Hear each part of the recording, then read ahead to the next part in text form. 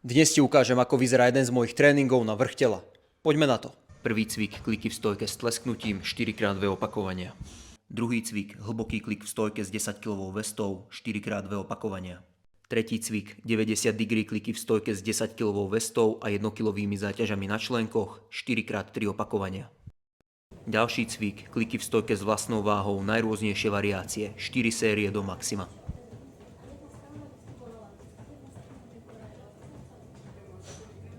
Ďalší cvik, tuck plunge hold, 4 série do maxima.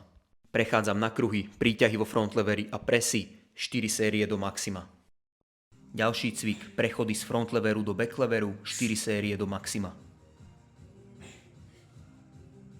Nasledujú muscle upy na kruhoch s 10 kg vestou, 4 série do maxima. Ako ďalší cvik idem príťahy na jednej ruke s 5 kg kotúčom, 4x1 opakovanie na každú ruku. Nasledujú príťahy na jednej ruke s vlastnou váhou, 4 série do maxima.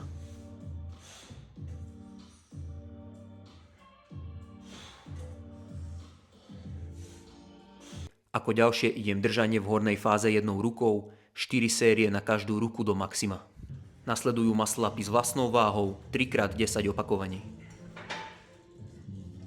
Na záver trocha posílim prsty, 4 série do maxima.